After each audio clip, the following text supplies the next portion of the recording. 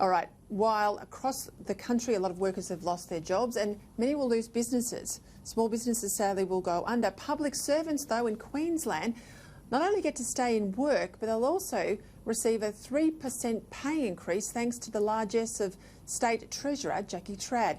Hardly seems fair, does it, that the very taxpayer that's losing their job ends up paying even more to keep those in their jobs. Joining me now to get across this issue and a number of other matters making headlines today, the Courier-Mail's columnist Renee Viellaris in Brisbane and the Herald Sun's investigative editor James Campbell on Skype. I've got to start with you, Renee. This is your hometown, and Jackie Trad looking like she's going to give public servants, well over 200,000 of them in Queensland here, a pay increase. Yeah, it must be an election year or every other day in Queensland under a Labor government in this state anyway. So despite what is happening, nationally, so last week, the week before, Mathias Cormann wrote to the Rem Tribunal and suggested that no more pay increases for politicians, judges, magistrates in some cases, and public servants. So there's a freeze on there at a federal level. But in Queensland, Jackie Trad, who has quite a big debt and doesn't have much income coming in the door, wants to put more out the door and pay public servants even more. This is tone deaf and will be seen very cynically during a state election campaign. Right, it's tone deaf, all right. James Campbell, there was also a lot of debate today about childcare. We know parents across the country have taken their kids out of childcare. Some have lost their jobs. Yep. Others are working from home and they've got the children at home just to keep an eye on the money. And they don't put them back in the childcare system at the moment because they don't know where their job could be tomorrow or the next day. Well, childcare operators, these are private companies, they still want the taxpayers' subsidies to be paid per child, even though they're not looking after the child. Is that fair or not? Well, unfortunately, the choice for the country is: do we want these places to close or not? They're like all other private businesses. They've had a complete stop on their income. It's no more than reasonable for them to ask for it. I mean, whether it's reasonable to pay it or not is another question. If I could go back to what you were saying before about whether it's tone deaf, the public servant issue is a huge issue here, because we're basically seeing private businesses being shredded. The only people who are immune from it at the moment are the public sector workers. But the other side of this crisis, we're going to come into a situation in which the only people who haven't really suffered at all are people on the public payroll, and the people who are paying for them, everybody else, are really doing it tough. The idea that there can be no burden sharing by the public sector is just unreasonable. When we're not talking about nurses, we're not talking about teachers, we're not talking about people on the front line. No, you'd have to quarantine. But there are a lot of pen pushers. You'd have to quarantine those on the front line. I agree. Yeah, I don't dispute that. But the Vic Roads or the Portable Long Service Leave Authority people, very important job down here in Victoria. These people are going to have to take their fair share of the austerity that everybody else in the country is. No, I agree with that. I agree. I don't understand why the childcare industry per se doesn't put their workers on the JobKeeper allowance rather than almost double dip by. Presumably the JobKeeper allowance would be payable to them, and then in addition the childcare subsidy, which is billions and billions of dollars a year, and I think that's a racket. If they're private businesses, like everyone else is struggling, they've got to cut their cloth accordingly. But if Renee, they go out of business, what are we going to do with them? If they're not there when people need them, when everyone goes back to work, then what? Yeah, but walk up the main street, mate. Every other second business that you'll find in shopping centres right around the country and in shopping strips in suburbs are all grappling with the same issue. Now, I know childcare is an essential service, it's an important service, but it doesn't get to have the job keeper or the job seeker, depending which allowance they go for, and then the per head amount from the taxpayer, as well as the kids not even being in the centre, being looked after by the staff in the first place. I mean, there isn't a pot of money in Canberra, as you know. We're up to nearly $330 billion. Your grandkids will be paying this off, not just you and your own children.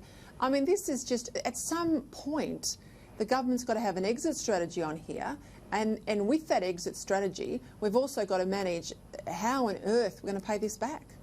Well, if they close the Peter, I borders think a little bit earlier, they might... Sorry, Renee. So on the childcare issue, I think this is the chance for the government to reform the sector. So once they give it some money to keep it alive, there is a massive need to reform the sector, because at the moment they double dip, and I'll give you an example of that. They get subsidies from the government for just about every kid that goes to childcare, depending on what you earn. Of course, it's now means tested. So, for example, though, if you don't send your kid to childcare one day because they're sick, the government still pays for that subsidy for that child that's not there, and then they fill it with someone else who wants the space. So the childcare centre gets 2 lots of subsidy for that one day for one kid. Now there's a perverse issue here. If a mother gets a phone call from Myer or David Jones and says, "Hey, can you come in for 4 hours today?" The mum turns around and says, "Well, if I do, I've got to pay for 8 hours of childcare because I can't just pay for a 4-hour block." Now, if the government does go down this path and save them, then it's time for the childcare sector to be reformed, and a big broom needs to go through it. I reckon we should appoint you as the childcare policy advisor there, Renee, because you got it in one.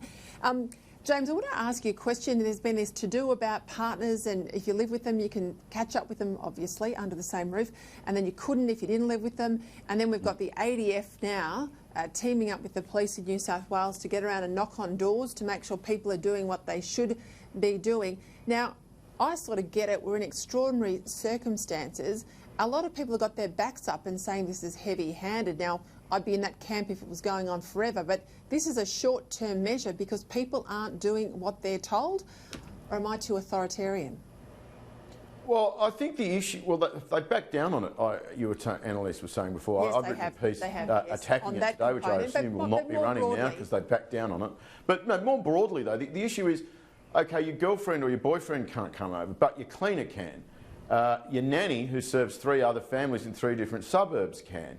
The person who cooks for you, or the person who cuts your grasses can come over, but your boyfriend can't. I mean, that makes no sense. I mean, if we were really serious about social isolating in the home, we wouldn't be allowing people who are carrying out personal services there to attend their place of work. Just asking clarity here, could all of those personal services still come into the home? Because I think most people have cut all of those things off, haven't they? Yeah. No. You can have a cleaner who's cleaning 30 other houses, and a nanny who you're sharing. You know, you've got them for one day, and another family's got them another day, and a third. Like that's all. But I think common sense, Renee, would mean that people are not doing that. The cross-contamination risk would be too high, wouldn't it? Sure, but I think that one of the points that have to be made is there's no point putting in laws you can't enforce, because if you can't enforce them, they mean nothing. So I think it was a bit of common sense today by the Victorian government, because there are so many loopholes. For example, I can still go to the hairdresser and be in a room, depending how big the room is, with 5 other people. So, I mean, if your girlfriend can't come over, your boyfriend can't come over, it kind of flies in the face of... And this is what, when people talk about confusion, this is what happens when states go ahead of other states and there's, carve out for this industry and carve outs for that. It starts being nonsensical, and that's when people start not taking it so seriously. And that's one of the issues. Yeah, fair point. James, just quickly before we go, do you think there's problems with the messaging? Yeah. I mean, there's problems that people are angry. There are problems that this is a disaster. The problems that they're going to blame the government for doing this. Half the country thinks it's a gross overreaction. The other half thinks that they're not going far enough. This is going to make for a very, very unhappy country at the end of this. And people are capable of believing both of those things almost simultaneously. But the biggest problem is, as I said before, is that a large section of the private wealth in this country is being shredded. And the longer this goes on, the more of it's going to be shredded. I mean, if you want to see what people, the middle class or the upper middle class of this country is going to feel like in a few years, you should go and have a look at German history in the 1920s, because that's what they're going to be feeling like a lot of people felt there after the hyperinflation. It really is that bad. All right, well, I hope Yeah, I hope you're wrong, but I suspect you're right. Got to leave it there. Renee, Viellaris, James Campbell, thanks very much for your time.